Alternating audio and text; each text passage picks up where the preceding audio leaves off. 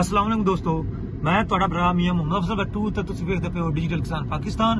मेरे किसान वीर भराओ, जिस तरीके रोजाना की बुनियाद ते सैलाब के बारे में दोनों अपडेट करना भी कितना पानी आया हुआ है ते कितना खारिज हुंदा पिया है ते दो दरियावां दी अज मैं रिपोर्ट देवांगा अपने वीर भरावां नूं।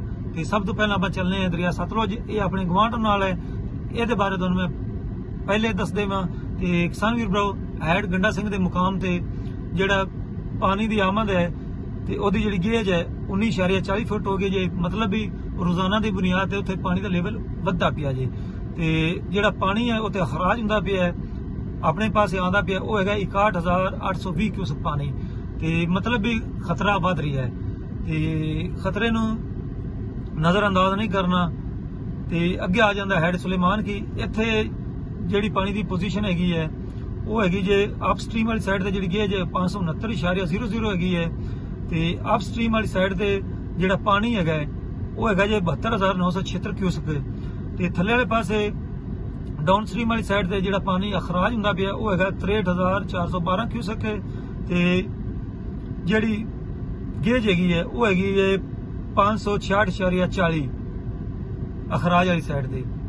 इस दे नाल मैं अपने वीर भरावां नूं दसदा चलां भी जिहड़ियां तीनों नहरां हैगियां ने वो चलदियां पईयां ने, उन्हां विच पानी सादगी 3506 क्यूसेक पानी है ते 40H 2455 ते पाकपतन वाली च 3603 क्यूसेक पानी चलदा पिया है।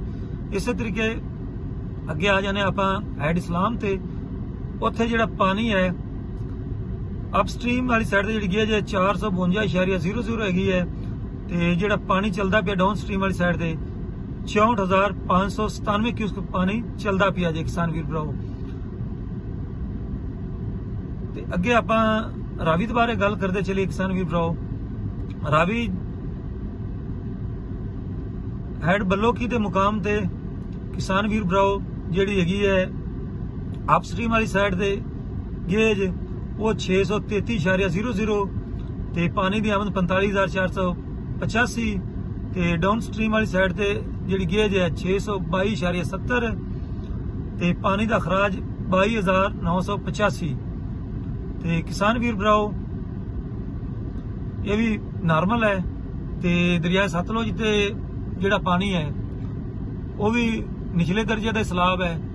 ते जिस तरीके भाखड़ा डैम की सूरत हाल चलती पई है, अज की जिहड़ी ऑनलाइन पोजीशन है उन्होंने अपनी वैबसाइट पर दिता हुआ है, वो चलता पिया जे 1663.50, मतलब उत्थे पानी रोज बरोज 1 फुट 2 फुट इजाफा हुंदा पिया है। ते भाखड़ा डैम का जिहड़ा खतरा है वो बिल्कुल सर दे उत्ते मंडलांदा पिया है। जे अगर वो 1670 ते पहुंच गया तो हो सकता है मजीद गेट खोल देवणगे, जे अगर उन्हें ना खोले तो 1680 ते जदों पहुंचेगा फिर समझो उस कंधां तो भी पानी लंघेगा ते फिर तो उन्हें खोलने ने तो ओहदा जिहड़ा दारोमदार चढ़दे पंजाब ते लहिंदे पंजाब ते बहुत भयानक होवेगा। इस वास्ते सानू जनाब हुशियार बाश सारिਆਂ ਨੂੰ रहना चाहिए ते इस खतरे का सानू मुकाबला करना चाहिए ते सानू दुआ भी करनी चाहिए भी अल्लाह ताला इस बला तो साडी जान छुड़ावे। ते किसान वीर भराओ ये हैगी सी अज दी रिपोर्ट ते इंशाअल्लाह ताला हुण कल तुहाडी खिदमत विच हाज़र होवांगे। ते सानू दिओ इजाजत, तुहाडा भरा मियां मोहम्मद अफजल बट्टू। अल्लाह हाफिज, पाकिस्तान जिंदाबाद।